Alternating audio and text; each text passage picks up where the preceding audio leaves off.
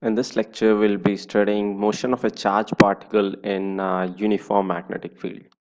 So, magnetic force on a charged particle is given by F is equal to QV cross B. This formula is actually not a derived formula. It is mm, has come from some experimental observations that force is perpendicular to velocity of the charge and magnetic field present in the surroundings. So depending on that, as the formula is V cross B, if we'll find the magnitude, F comes out to be QVB sine theta. So if theta is 0, means V and B are parallel or anti-parallel for theta equal to pi, force will be 0, and if there is no other force, the path will be a straight line.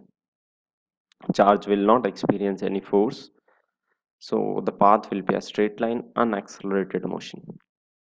And this result, V is the velocity of the charge, V is the magnetic field on the charge.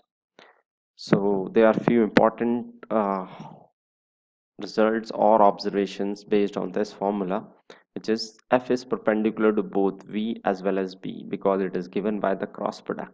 So no work will be done by a magnetic force on a charge. Again, the word is on a charge. Magnetic force may do some work on a conductor but not on a charge, even if the magnetic field is non-uniform.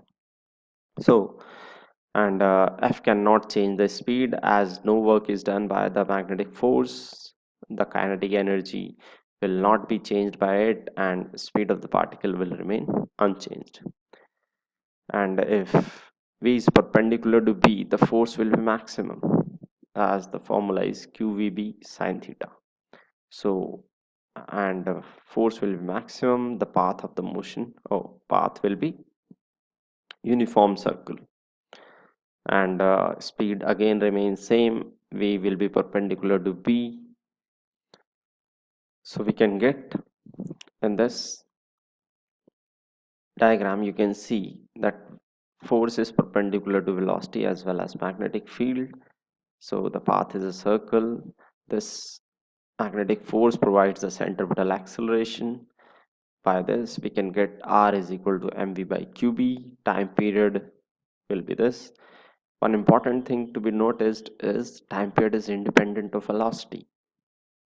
No matter how fast or how slow the charged particle is moving, the radius may vary, but not the time. Time period depends only on specific charge or charge per mass and the magnetic field, not on the speed of the charge. And the next, we have almost covered all the cases, but just one. If V is not making an angle 0 or 90, it is making some angle in between 0 and 90. So what will be the path? In that case, we just resolve velocity in two components. V is parallel, the component of V parallel to magnetic field is known as V parallel. In this diagram, it is V cos theta. And the component of velocity which is perpendicular to magnetic field is V sine theta. So V sine theta will experience a force as in this case, which will cause the particle to move in a circle as V is perpendicular to B, and V parallel will not experience any force, so it will uh, say the part to move in a straight line. So the total path or the motion will be a combination of these two motions, circle and a straight line. So the path will be helical. The particle will move in a circle and also move in the direction of magnetic field. So in that scenario, the radius of the circle will be because of this velocity, as the centripetal force is experienced only because of this velocity component, and the motion by which it will move in one complete circular motion is called as pitch. So we'll look at this. Yes, the axis of the helix will be along magnetic field, in which we have taken v parallel. The particle will move with v cos theta along magnetic field, and v sin theta will be the velocity with which it will be doing circular motion. So radius will be mv perpendicular by qb. Again, the time period will remain unchanged as it is not dependent on the velocity.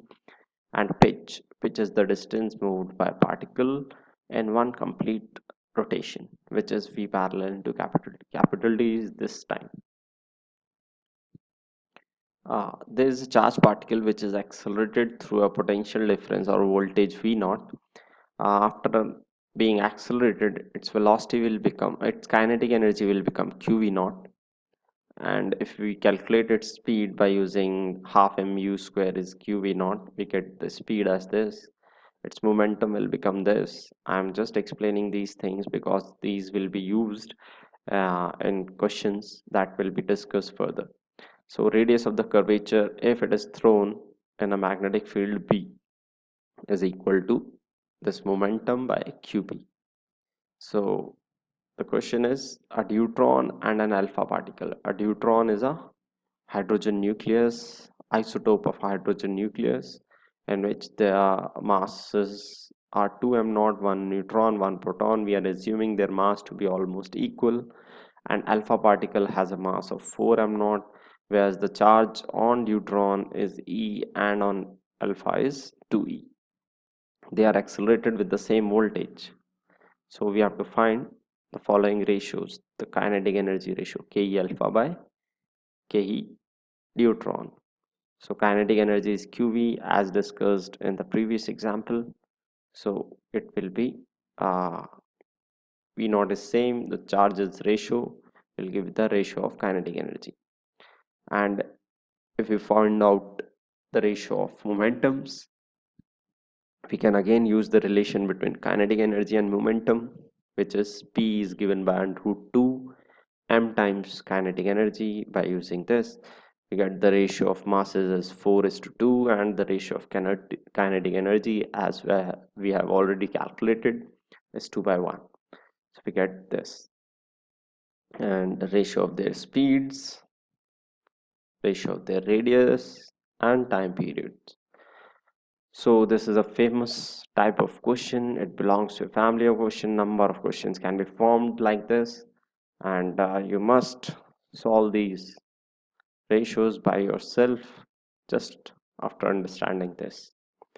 The next question is, if they have same proton and alpha have same kinetic energy, you have to find again the ratios of this. Now it is given they have same kinetic energy, so the ratio of their momentum, again by using the similar relation, we can get this. Again, proton has mass mass m and charge E, whereas the alpha is 4m mass and 2e charge. Ratio of their radii, ratio of their time periods, and of their velocities. So we'll be dealing with the circular motion questions and the helical motion questions in the next video.